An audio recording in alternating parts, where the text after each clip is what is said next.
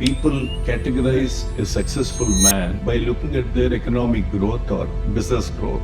They relate success to wealth. But success is not wealth.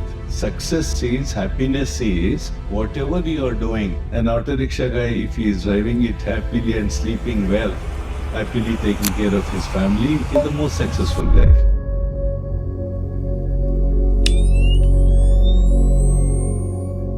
He is very authentic. It's very rare to find an authentic person, especially in business, who really walks the talk. Many heroes like Prabhukishor go unnoticed, and unless we tell this story via a book, via a narrative, how will people know that in Andhra Pradesh, in a small place, in a village near Vijayawada, there was this boy, or there is this boy who dared to dream, and his dream was never of pomp and show. It was very focused, very disciplined. He sacrificed all the time. But today, what he has created is a legacy beyond compare. Between three of you, it has been a very, very long journey. It's been an amazing journey, especially with Meenakshi ji knowing Sir for the last 30 years, 3 decades, and all three of you coming together to create this. I would like to start with Sir. When did this idea generated of creating, writing, telling your story or writing a book on everything? When did this idea generated? When did it started? Around 2020 COVID time, I had a lot of time to sit down and think. Then I thought, I went through different experiences, ups and downs, good and bad. But all interesting. I've learned a lot from all those things. So I thought, why not I chronicle it in the form of a book, so that it's not about me, it's not about my story. It's just about my experiences and what I wish to convey or want the reader to read and digest it, let it sink into him. And if anyone thinks ABCD is good for them, it's a learning curve for them. There are people who want to read books, learn something new. So this is meant for such youngsters and older people. I thought in 2020 that let me put it in the form of a book. Dr. Meenakshi Anantram and Anantram Ganapati will be writing your story. How did that part happen? I was looking for a book writer in Mumbai, Delhi, etc. But then I realized one day, when I know Meenakshi and Anant for 30 years, why am I looking at all these people around the country? So we meet once in a while, so I requested them, why don't you write let's sit down and write a book about my experiences and life journey. They instantly agreed because they know me also for a long time. They instantly agreed, so we decided mutually that we'll partner to write this book. What are the 3 points that you put it as your vision statement that, okay, while we are writing a story on Mr. Prabhu Kishore, these are the 3 things we will put it as our base and start writing the story. So what are the 3 things that you have placed? Both of you can answer part by part as you wish. In writing the biography of someone whom you have known very closely, it brings a certain responsibility to the writer. Prabhu Kishore has been more than a friend, an enigma. He is a legend in what he has done, and with a deep respect that our friendship has bloomed into something so beautiful. I still remember, it was almost 15 years ago, 2015, when my first book hit the charts in the UK forum. And in a Christmas party, I casually mentioned it to Mr. Prabhu Kishore, and he laughed and he said, Meena, if at all I write a story on myself, you will write it for me. And that remained in my head as a promise from a friend, and quietly I harbored this dream that one day I will write about this man, because he's like a mentor to many people like me. In writing a true story of a person who is a true hero, from zero to hero story, there are 3 things that every author has to understand. The hero of the story is never the person you write about. The hero of the story is what he brings to the table. The content is king because everybody comes with a story. But how different is your protagonist? How different is Prabhukishor from everybody else? How do you keep him away from the clutter? See, when you write a biography, you get tempted to go and look at others' works and think that maybe I should follow this path. But when Anand and I were creating this vision, we realized this is much beyond a book. Here we have a textbook person, a face that can not just nurture a story of interest to a reader, a discerning reader. It can also be a great textbook material. So we are looking at him as a guru, as a mentor, as he did for me, to take his story of how he excelled, because he's a truthful person. He tells you the weaknesses, his strengths. And every Indian entrepreneur or anybody globally who wants to make a name from scratch, they should understand the pain points first on how to do a business. And this is the story that we took ahead. Once people read this book, how do you want people to remember him, and what should be the takeaway that you have in your mind, in the back of your mind, that okay, after completing this book, people should remember Mr. Prabhu Kishore as Dot? What is it that you have established on that part, that side of writing a book? See, as a person who knows Mr. Prabhu Kishore intimately over the past 6 to 8 months, I had a different perception of Mr. Prabhu Kishore till I met him and interacted with him.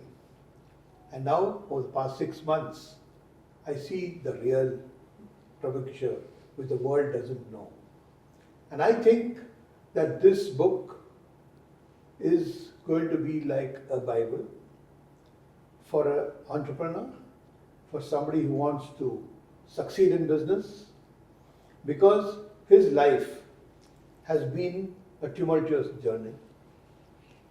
But it has been a journey of growth, it's been a journey of passion, and it's been a journey where one can pick up a lot of interesting threads of his life, because he has really risen from a very humble beginning, and he continues to be humble. And though he portrays a tough as nails person, as one might call him, he has a heart of gold. And this is what we want to bring out in this book. And you want people to remember that way? Absolutely. They need to know who the real me is. I think Prabhu Kishore needs to bring this book is going to bring out the real me. Are you a very private person, first part? And if yes, was there a point of discomfort that, okay, me being me will come out now to the public and everyone will know me? Was there something going on your back of your mind, or is it what? I would like to hear from you on that part. I am actually not a private person. I mean, there are two parts, no? What is private, but largely I'm not private person. I think my life journey is an open book. People say open book.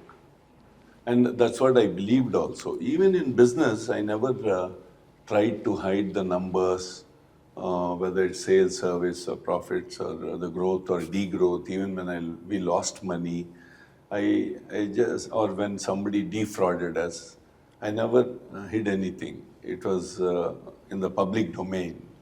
So I'm not a private person. Now coming to discomfort about revealing my so many things, there is no discomfort at all. There is discomfort when I'm not revealing something.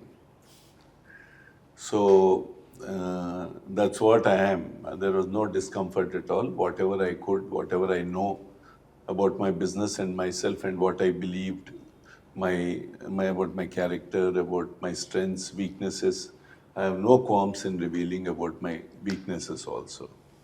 Looking at a common goal, at the final goal that we have to create something together. So there have been lots of creative arguments, discussions and all together.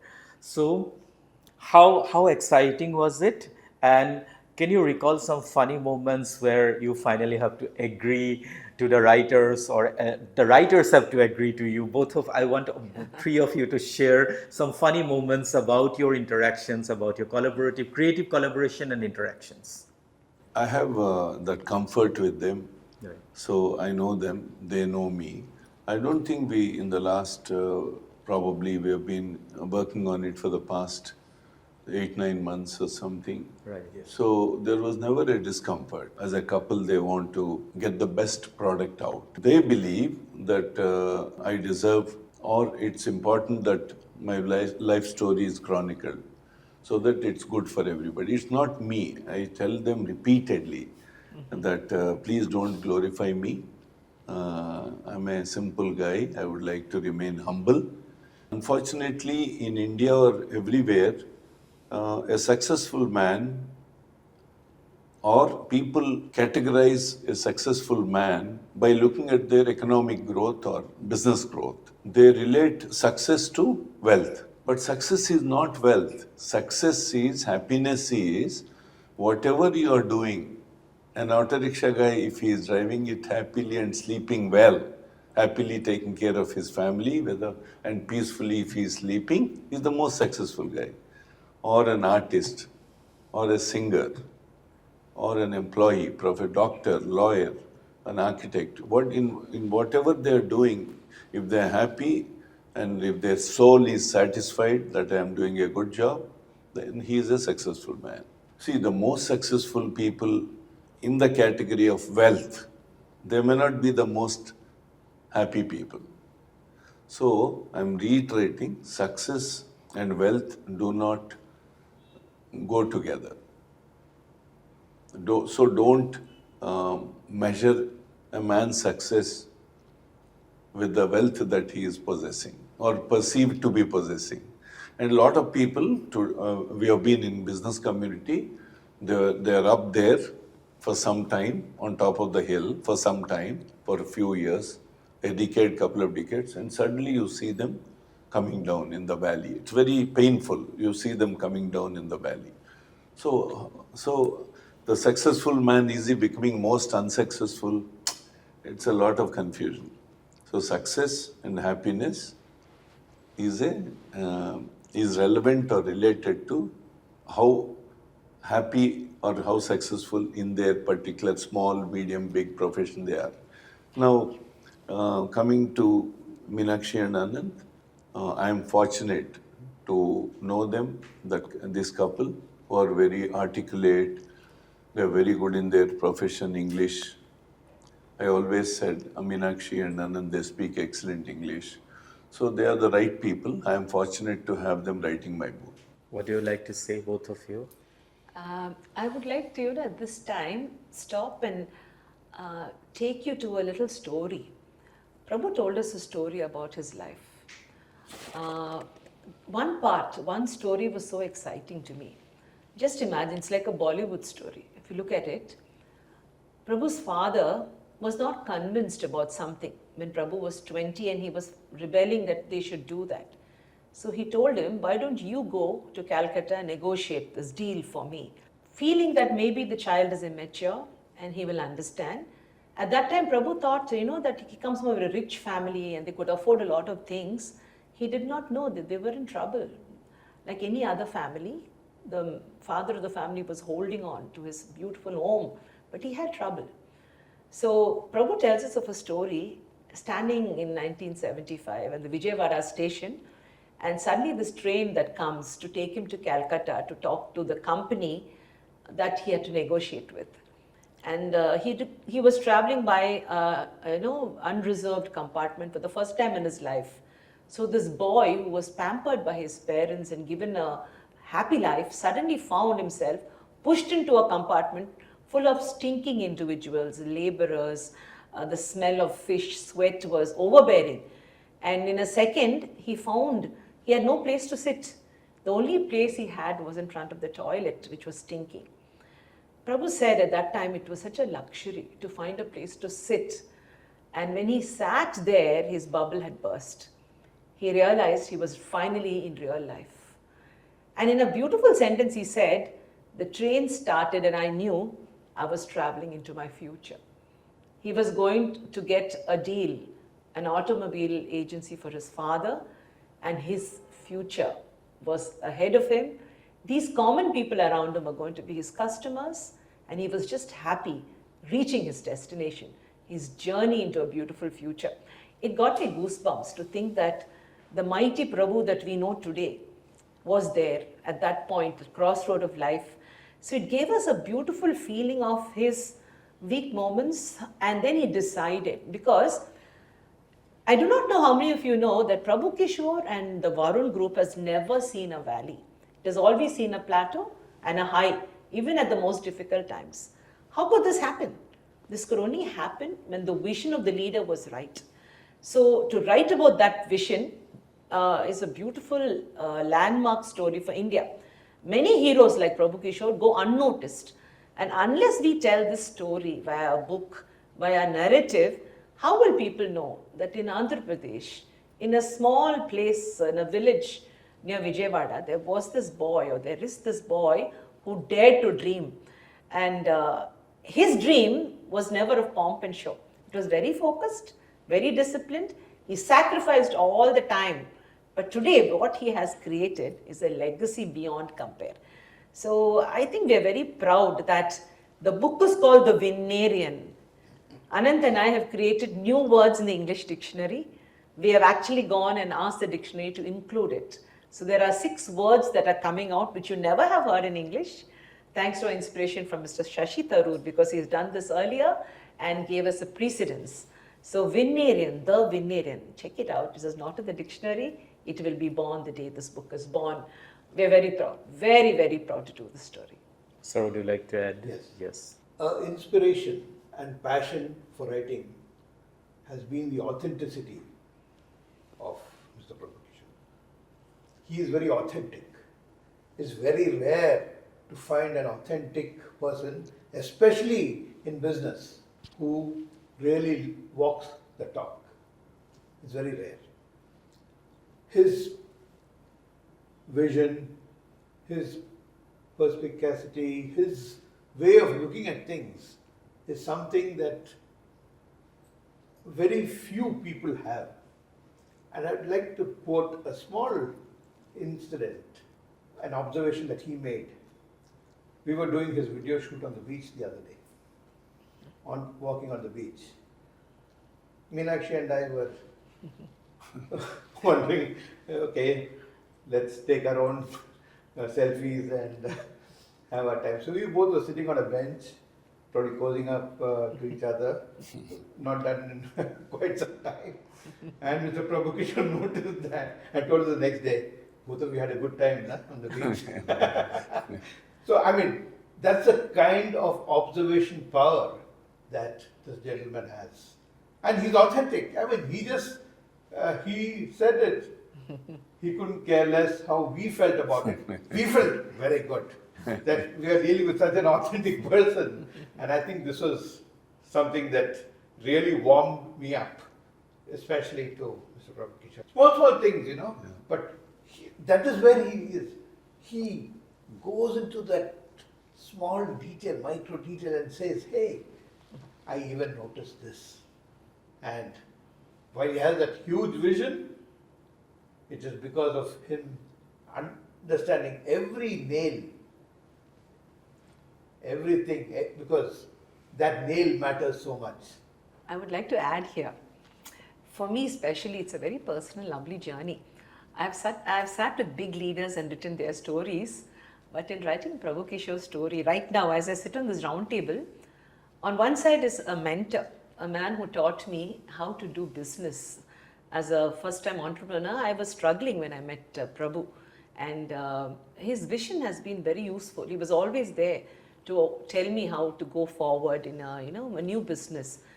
On my right is my mentor, my guru. I married him because I live in Gurukula, my teacher from childhood, Anantram. So I'm sitting between 2 mentors, so protected. And also it's so important that while writing about one mentor with another mentor holding my hand in writing, the story makes it more beautiful in my life. Many people out there do not understand Prabhu Kishore. They think he's a shrewd man, he's a rude man, he's an aggressive person. And I must tell you, in his own words, yes, he is all that. He wears it as his badge of honor. He is not here on a popularity contest. He is here to do business. So if you can understand this one sentence, you will understand Prabhu Kishore and the book better. Same question for all three of you, answering in your own version. In the process of creating this book, what is one new thing that has come up to you? One new thing that you discovered among three of you in this journey of creative collaboration? Both of them, I noticed there's a lot of personal touch to the project.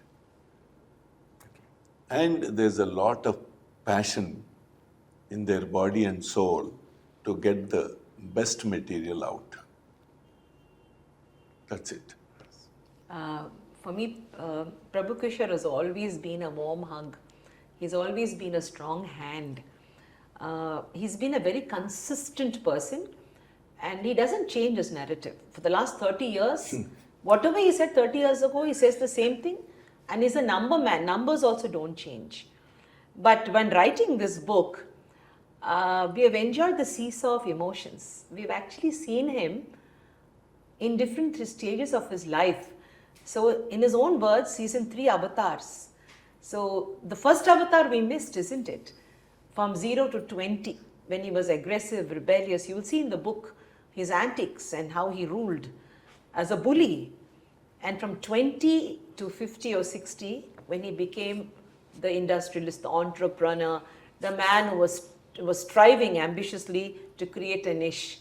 And after 60, we see a very soft, mellowed down gentleman, and the rebel is gone. So, you know, it's we've actually seen this through the questions, through his emotions. And the only new thing we have learned from Prabhu is, I always thought he was worried what others thought about him. He couldn't care less. He's not bothered what you think about him. He doesn't need your validation. So this book has 3 avatars of Prabhu Kishore. Prabhu Kishore 1, 2 and 3. So I asked him the other day, when is your version 4 coming out? And it's already running in his mind. He says, I'm going to get off work and enjoy life. I wonder if that is really going to be true. I can't see Prabhu Kishore not working and enjoying life. But I'm glad that he is taking that step, because the next generation is picking up the cudgels, and I would love to see that part. As far as Meenakshi, my co-author, is concerned, there was a lot of trepidation, because we both are fierce individuals, and we looked for an opportunity where we counter each other. We do it very professionally, and our styles clash quite a bit. And one of the things that we decided is that we both will agree to disagree. Because it is when we disagree that the best comes out in both of us. And this is the foundation on which, I mean, every day we discuss, oh, you should not have written this, this isn't right, this is wrong, no, I don't agree. But we agree, and we do it very professionally. And we have to give in, like in our marriage of 42 years, we decided that we always need to give more than what we take from the relationship. And it is in the giving that we earn respect, and that is where our trust levels go up. So I think this is where, you know, we are going to succeed as co-authoring, because co-authoring is not easy. Because somebody is getting into your style, you're getting into somebody else's style. So, and now we have a third style coming in. A powerful style. Another powerful style is coming in. So it's going to be, in fact, we are going to tone down the book a little bit at the request of Mr. Prabhukishor, and we're going to make it the best gift to the world. Thank you. Hi, I'm Dr. Meenakshi Anantram. And I'm Anantram Ganapati. We both are the authors of this wonderful book, which we hope you will like, read, and enjoy. I'm sure you will all pick up this book, whether you're starting a business or you run an existing business. Believe me, your business can be ramped up substantially if you just follow the life of Mr. Prabhu Kishore, the Winnarian. Life comes in many shades and colors, but when it comes to you as the fingers in your hands, you land up with a fistful of experiences. When the experiences are strong, dedicated, and devoted to duty, nothing can stop you from becoming a Winnarian. Be a Winnarian, read this book, it's out, and I'm sure every reader will be the better version of themselves by just reading page after page and between the lines. Today's environment is so dynamic and it's not good enough to be in a comfort zone. You need to get out of it because things can change. Things are mercurial. The whole business environment is mercurial. And if you want to survive in this mercurial business environment, you need to win. And winning happens when you follow certain strategies. It's all there in the Winnarian. As you go through the sheets of the pages, you will find an access to the audio-visual version of this book where Mr. Prabhu Kishore is actually going to speak to you. Don't miss the excitement of listening to the great legend himself.